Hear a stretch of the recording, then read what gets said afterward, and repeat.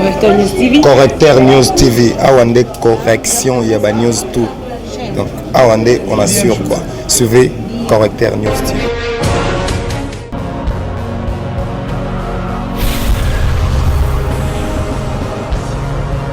S'abonner massivement. Tu as vu Correcteur News avec Yemoko Rachou, la caramel. Check, c'est pas pareil.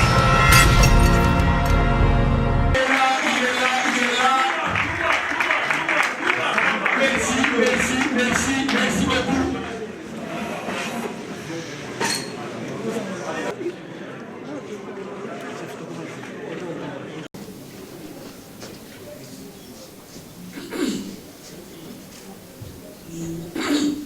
Union pour la démocratie, une-deux-trois.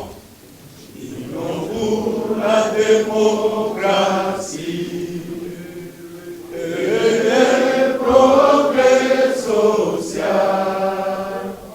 Notre parti du peuple, parti de la majorité. Union pour la démocratie et le progrès social. Notre parti du peuple, parti de la majorité. Qui le pèse,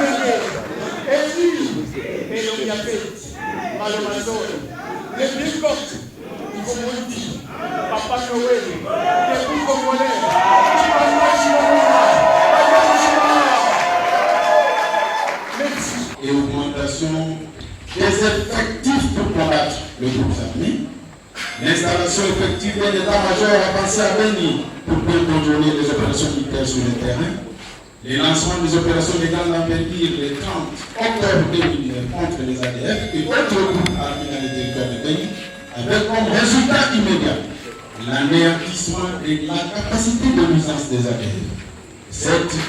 Le déploiement des unités de la police dans les grandes agglomérations de la région, l'humanisation de l'armée, etc. Sur le plan économique et financier, les réalisations menées au cours de cette première année du pouvoir sont: le taux de croissance de l'économie est estimé à 4,6% en 2019. Mais contrairement aux autres années où cette croissance a été tirée principalement par les activités extractives, ces dernières n'ont contribué qu'à 10% à la variation du PIB. Les revenus moyens de Congolais en termes courants, le PIB par habitant est actuellement de 531,1 $ en 2019 contre 496,9 en 2018. Ce niveau est toujours très faible. En termes réels, le PIB par habitant n'a connu qu'une faible progression d'environ 1,2% en 2019 contre 2,4% en 2018. Dans le cadre de mesures d'urgence de 100 jours, les réalisations importantes ont été effectuées. Il s'agit de la réhabilitation des écoles et des hôpitaux dans plusieurs provinces de la République, la mise en œuvre de la gratuité de l'enseignement de base, conformément à l'article 43 de la Constitution. Cette mesure salutaire du président de la République démocratique du Congo, son Excellence Félix Tshisekedi, a permis à des millions d'enfants exclus du système éducatif par manque de moyens d'être scolarisés.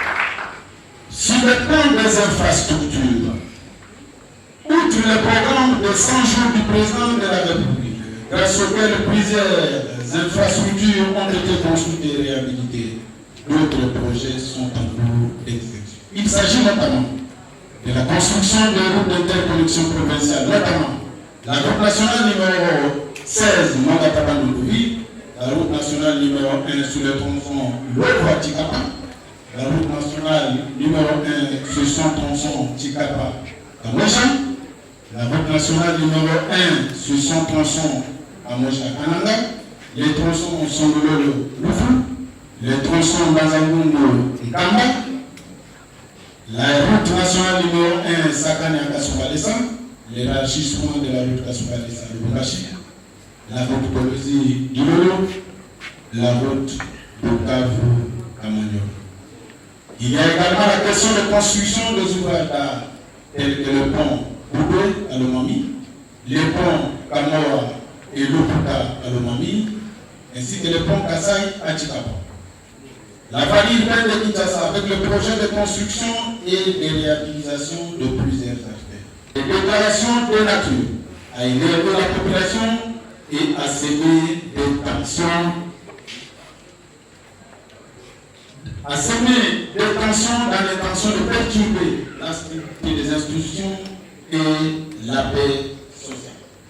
L'IDPS qui a comme leitmotiv le peuple d'abord relève que le moment de permettre à un individu au détriment des intérêts de la population est révolu.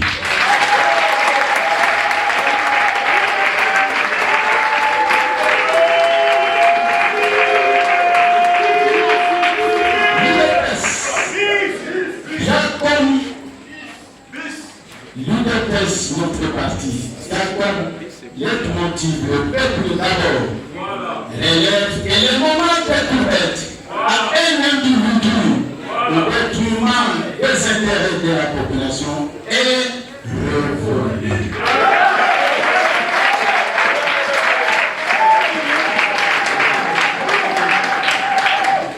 Le deuxième défi est celui de la décentralisation. Le troisième défi est celui de la bonne gouvernance qui passe par le respect strict des principes de transparence, de lutte contre la corruption et l'impunité, la redevabilité, le renforcement de la participation de la population dans la gestion des affaires publiques, etc. Et le troisième défi est celui de dépolitiser et de réformer l'administration publique pour la rendre plus efficace et efficiente. Le dernier défi concerne la réforme de la justice. Comme vous le savez tous, aucun pays du monde, aucune société ne peut se développer avec une justice corrompue et politisée. Sur le plan de la défense et sécurité, les défis à élever sont le suivant. 1. Les défis de la réforme de l'armée et des forces de sécurité. les défis de la consolidation de la paix sur toute l'étendue de la République, les défis de surveillance de nos frontières, les défis de renforcer le rapprochement entre les forces de sécurité et la République. Les défis économiques et financiers. Sur le plan financier et économique, les défis à relever sont les suivants. Le premier défi, c'est de stabiliser le cadre macroéconomique. Le deuxième défi, c'est celui de la croissance économique riche en emploi, car de nombreux jeunes en République démocratique du Congo n'ont pas d'emploi. Le troisième défi, c'est celui de la diversification de l'économie par des plans stratégiques et opérationnels cohérents. Les pays ne souhaitent survivre à des chocs économiques internationaux, économiques et demi. Le troisième défi, c'est celui de la mise en œuvre de mesures pour renforcer les assignations de mobilisation des recettes et pour financer le programme du chef de l'État.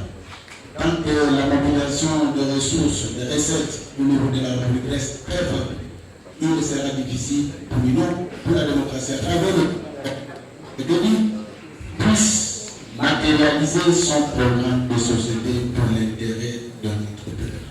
Le dernier défi sur le plan économique et financier, c'est celui de la lutte contre la corruption, la fraude fiscale et le détournement des deniers publics, en mettant tous les services concernés devant leurs responsabilités. Les défis liés aux infrastructures. Parmi les défis liés aux infrastructures, il y a les défis de moderniser les cités en mettant l'accent sur l'assainissement humain, les défis de créer des cités planifiées et de logements sociaux, les défis de construire des centres de santé et de foyers sociaux modernes, les défis de promouvoir l'installation des usines de fabrication de matériel électrique ainsi que des unités pour le microcentrales, les défis de restaurer, moderniser et construire des édifices publics et habitations en fonction des besoins de la population centrale, provinciale et locale. Il y a les défis de moderniser et de construire les routes pour interconnecter les provinces et les territoires et assurer ainsi l'intégration régionale de la République. Il y a les défis de promouvoir les partenariats publics-privés pour la construction des infrastructures routières. Il y a les défis de l'aménagement du boulevard périphérique et de la zone d'extension de l'agglomération Kinou. Il y a les défis de réhabilitation de la barrière urbaine dans les villes et grands centres urbains. Il y a les défis de réhabiliter, moderniser et construire les voies ferrées. Il y a les défis d'interconnecter les différents corridors régionaux entre l'océan Indien et l'océan Atlantique par l'option multimodale rail-fleuve.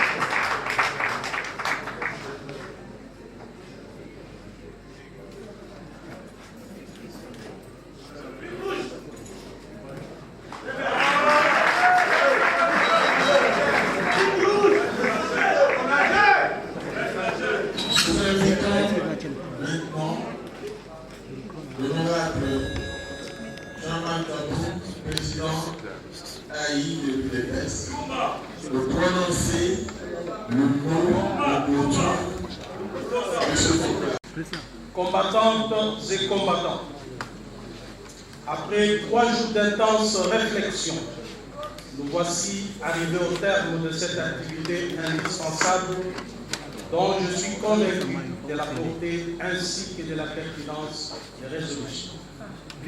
Celles-ci permettront, j'en suis sûr, non seulement de faire immédiatement face à l'actualité, mais aussi d'entrevoir l'avenir avec plus de sérénité et de confiance. Au nom de la présidence du parti, je tiens à nouveau à vous exprimer toute ma gratitude pour votre disponibilité et votre sens de dévouement.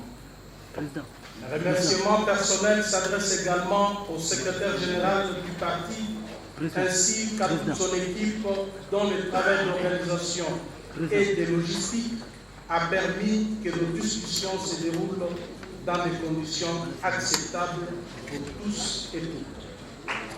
Il me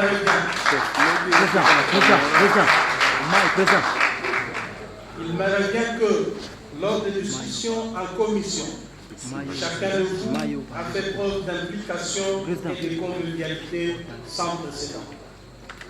Cela prouve à suffisance que l'UDPS est non seulement un état d'esprit, mais aussi une puissante machine politique.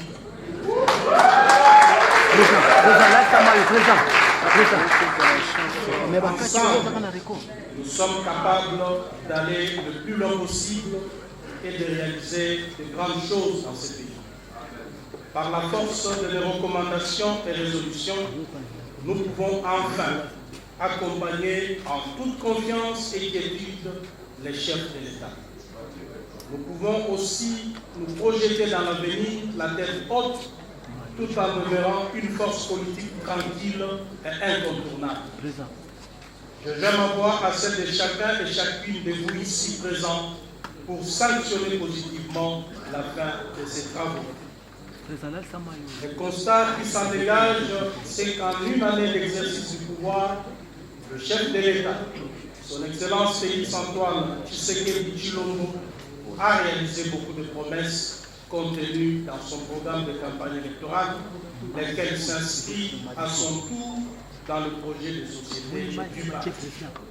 Plusieurs résolutions importantes ont été prises, dont celle consistant à la mise en place d'une commission permanente de suivi et d'accompagnement des actions du chef de l'État.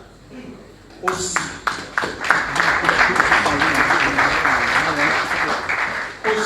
faisant mienne les conclusions qui en découlent, vous dis-je combien ma satisfaction est totale.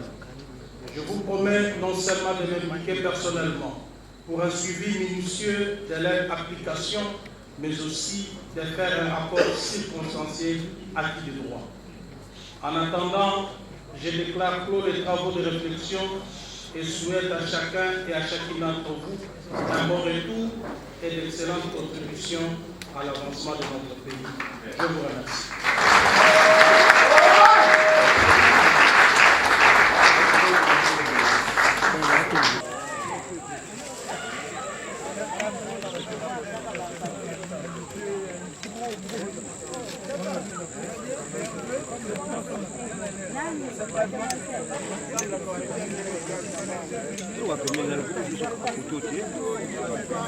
D'abord, je pense que la première étape, c'était de reconnaître qu'il y avait un problème, on l'a reconnu.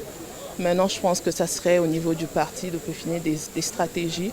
Comment est-ce qu'on va remédier à ce problème? Donc, entre autres, on a parlé de la formation, des ateliers, d'une équipe qui sera là seulement pour relayer les exploits ou les réalisations du chef de l'État.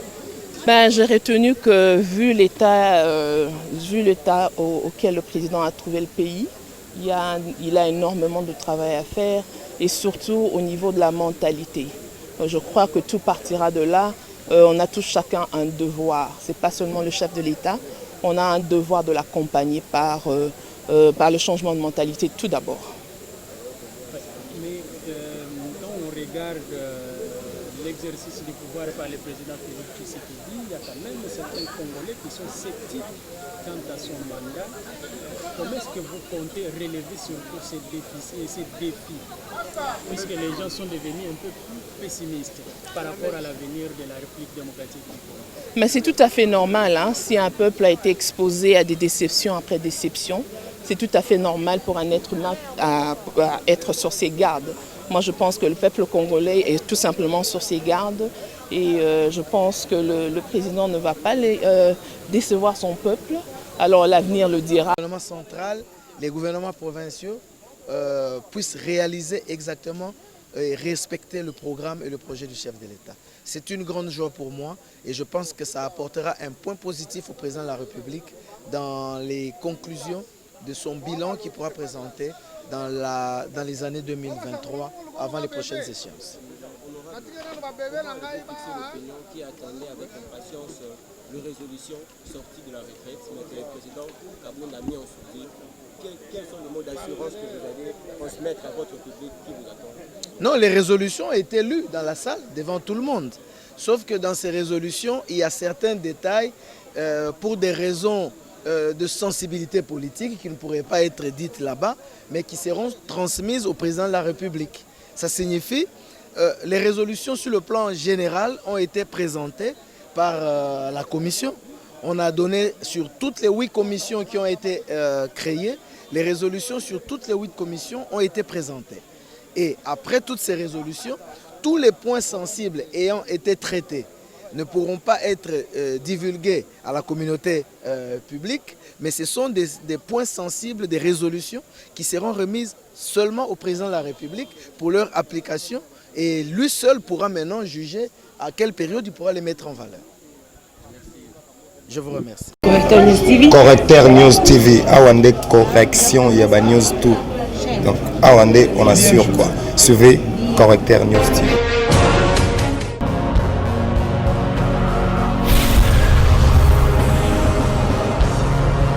S'abonner massivement.